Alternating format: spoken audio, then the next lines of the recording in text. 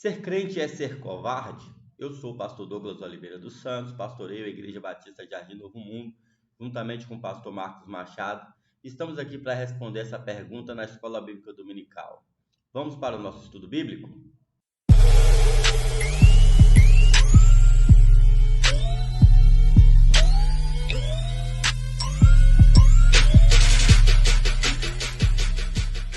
Este é o estudo 8 do livro de Neemias e hoje estudaremos o capítulo 6 e o capítulo 7.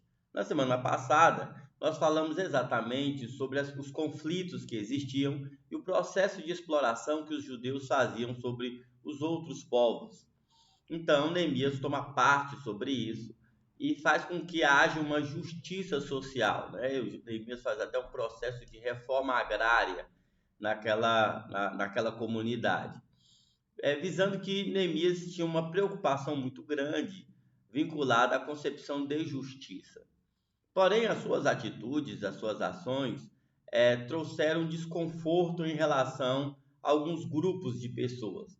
Dentre essa liderança, a gente tem ali Sanbalate, Tobias, Gesem, e é interessante que já há ali uma pré-percepção entre conflito entre judeus e palestinos, porque Gesem era chamado Gesem o árabe. Então, a gente já percebe que existe ali alguns conflitos, né, já presente, e a gente já percebe que esses conflitos já são herdados ali desde a época das ações de Esdras, né, e também de Zorobabel. E Neemias está ali construindo os muros de Jerusalém, e aquilo ali aparenta-se como um processo de confronto, né? Um processo conflituoso muito grande, porque aqueles povos, né? Os outros povos e também o próprio judeu se sentiam amedrontados nesse processo de uma provável guerra.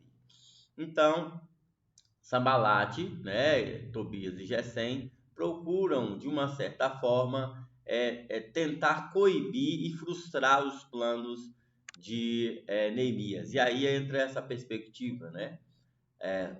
O cristão, o crente, aquele que crê, é um covarde?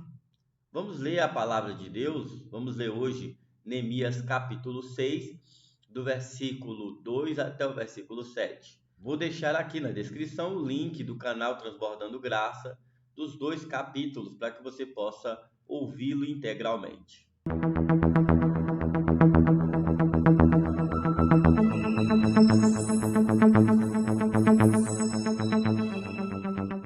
Sanbalate e Gesem mandaram-me a seguinte mensagem: Venha, vamos nos encontrar num dos povoados da planície de Ono. Eles, contudo, estavam tramando fazer-me mal. Por isso, enviei-lhes mensageiros com esta resposta: Estou executando um grande projeto e não posso descer. Por que parar a obra para ir encontrar-me com vocês? Eles me mandaram 4 vezes a mesma mensagem e todas as vezes lhes dei a mesma resposta. Então, na 5ª vez, Sanbalate mandou-me um dos seus homens de confiança com a mesma mensagem. Ele tinha na mão uma carta aberta em que estava escrito: Dizem entre as nações, e Gesem diz que é verdade, que você e os judeus estão tramando uma revolta e que, por isso, estão reconstruindo o muro. Além disso, conforme dizem, você está na iminência de se tornar o rei deles e até nomeou profetas para fazerem em Jerusalém a seguinte proclamação a seu respeito: Há um rei em Judá. Ora, essa informação será levada ao rei, por isso vamos conversar. Como vimos anteriormente, Sanbalate, Tobias e Gesem mandam recados ali para Neemias, para que Neemias deixasse ali o seu trabalho e, de certa forma, tirasse um pouco da atenção daquilo que ele estava fazendo para se encontrar com eles. E Neemias, né, sabiamente, já percebendo as circunstâncias, resolve não ir. Aparentemente, o que se tem aqui é uma percepção que Neemias tem uma atitude covarde, né, de não diálogo, não ir, não encontrar ali aquelas pessoas que gostariam de dialogar sobre esses conflitos. Aparentemente, tem ali uma noção de um encontro diplomático. Porém, Neemias percebe as ações e as características que tem nesse diálogo. Então, Neemias olha e fala assim: olha, estou fazendo aqui uma grande obra, eu não posso deixar. E ele prioriza ali, dentro dessa perspectiva, o reino de Deus, né? Ele prioriza ali o trabalho, a missão que ele havia de cumprir ali. Quando eles percebem que Neemias não vai ter esse encontro, então eles tentam reverter essa ação, né, de covardia, na perspectiva deles, de covardia em relação a Neemias, para uma suposta, rebelião de Neemias contra todos os povos. Então eles começam a caluniar Neemias. E a calúnia se consiste em três características, né? Primeiro que eles trabalham com a ideia de que Neemias reúne o povo para poder guerrear. A segunda coisa é que Neemias teria a intenção de ser rei, né? Então Neemias teria unido e organizado todo aquele processo para assumir a monarquia. E terceiro, que Neemias teria ali pagado profetas para que esses profetas falassem em nome dele, né? Que Neemias deveria ser o rei. Neemias automaticamente ele rebate, né, essas questões, né? Manda o recado dizendo que vocês são mentirosos.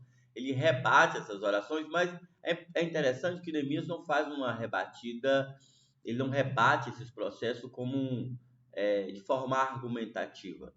Ele simplesmente rebate, diz que não é verdade, e ele começa a interceder a Deus e fala assim: Senhor, tu sabes das minhas intenções. Então é interessante porque argumentações infundadas às vezes nem necessitam perspectivas de uma argumentação, né? Então elas por si só começam a cair. Mas há um outro fator interessante, é que Senaías, né, chama Neemias para ir ao templo. Vamos conversar ao templo, vamos para lá, vamos fugir, e porque seus inimigos, seus adversários planejam matá-lo essa noite. E aí Neemias entende que aquilo ali não, a fugir também não era o processo. Então observe bem, Neemias não vai ao encontro, né, de Sanbalate, mas também ele é tratado como covarde. Mas agora, quando eles pensam que Neemias de fato é um covarde, eles falam assim: olha, fuja Neemias. E essa fuga também era uma artimanha para poder matar Neemias, né? Porque o texto nos traz o relato de que Neemias, que Senaías teria sido ali contratado, né, por ele, por Sanbalate, Tobias, Gesem, para poder matá-lo, né, levá-lo até determinado local, e ali ele seria sofreria uma emboscada. Mas é interessante que Senaías convida Neemias para ir ao templo, porque eles acreditam que Neemias não recusaria ir ao templo, porque o templo seria aquele local de refúgio. E Neemias entende que ele precisa estar no meio do povo, no meio das pessoas. Então Neemias, depois dessa atitude, já no capítulo 6, ele entende que é necessário fazer uma organização. Não basta apenas construir os muros. Era preciso levantar uma liderança. Ele levanta porteiros, músicos e levitas, né? E ele coloca os sentinelas ali. Então observe bem que Neemias ele entende que o processo não é feito sozinho, né? E não é feito a partir dele, mas é feito a partir de um processo de organização. O que podemos entender e compreender sobre as ações de Neemias e sobre as nossas vidas hoje? O sentido na narrativa nos traz a perspectiva de que o cristão ele não é covarde, ele não pode ser covarde, mas o cristão também não precisa demonstrar um ato de valentia desnecessária. Então, o cristão ele precisa ser prudente, inteligente, e ele precisa colocar como prioridade o reino de Deus. Então, o que Neemias faz aqui é exatamente isso. Ele não cede aos seus oponentes, ele não cede ali aos seus oponentes e não vai em direção a enfrentá-los. Mas também ele não foge dos seus oponentes, porque ele entende que aquele que está acima dele é poderoso para fazer todas as coisas. Mas Neemias ele trata com sabedoria e com entendimento. Quando ele não vai, ele percebe e analisa as coisas e percebe que a prioridade é o trabalho ali. Quando ele resolve não fugir, ele percebe que a prioridade é o trabalho ali. Então ele realmente não foge porque ele prioriza o reino de Deus. O que você tem priorizado? E como você tem organizado a sua vida?